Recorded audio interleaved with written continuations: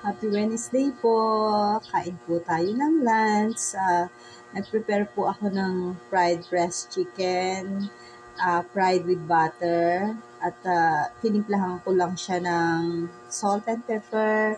And then gumawa po ako for maiba. Naggawa po ako ng crepe na scrambled egg. Tapos sa loob po, nilagyan ko siya ng cheese and avocado. And then, ang aking pong vegetable salad, vegetable, same time fruit salad. Meron po siyang avocado, apple, cucumber, and then banana, and then yung romaine po. And then, nilagyan ko po siya ng cheese to para po hindi boring naman ang aking kinakain. Although may lasa man po, wala, nasanay na po ako. And then meron po akong hot matcha.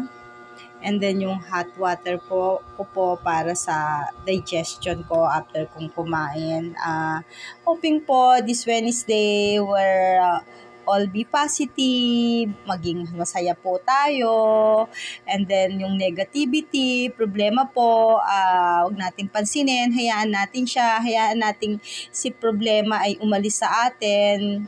Wag natin siyang uupuan. And then lagi lang po tayong masaya, nakangiti, and yung lagi pong sinasabi, be positive po para po maka-attract tayo ng magandang aura sa araw-araw.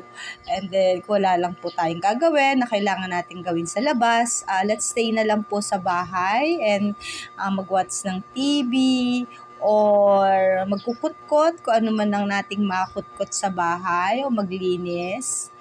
Or chat with friends, ganun po ang gawa ko, chat with friends, group chat with the good friends na nakakalibang ng oras. And then, if may Zumba po sa mga tabi-tabi natin dyan, mag-Zumba po tayo para po tayo maging physically fit.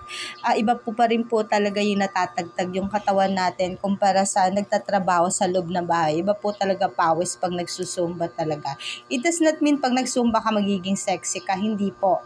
Para lang po maging maipawis natin yung mga toxic sa katawan natin. And if want po natin maging sexy or Coca-Cola body, sabi nga nila, mag-exercise po tayo. Yung iba pa rin po yung sa ginagawa natin sa Zumba. Kailangan pa rin po natin mag-exercise sa bahay, and then watch po natin ang kinakain natin, limitado po natin.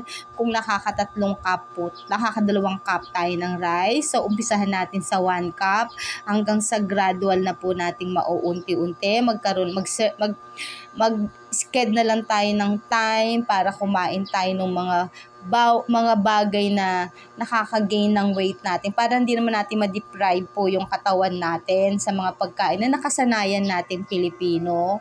Ako po, Saturday and Sunday, it's a cheat day po. Kakain ako ng rice kahit konti. Pero pagdating po ng Monday up to Friday, na po ako, talagang control ko ni kinakain ko. Kasi na-reach ko na po yung gusto kong katawan, and ayoko pong masayang. Kasi masarap po talaga, wala kang maintenance, magaan ang pakiramdam mo, wala kang nararamdaman na kahit anong masakit. Although, sometimes, admit po natin, I'm 54, meron din po akong nararamdaman. Minsan madali nang mapagod. Normal lang po yan because we're still human. Hindi tayo immortal para walang nararamdamang masakit sa katawan natin. But in all po, maging positive lang po tayo, maging masaya. Iwasan natin mag-isip na hindi maganda sa kapwa. And then, love lang po. And kung ano problema, tawanan natin yan. Bye! Let's eat!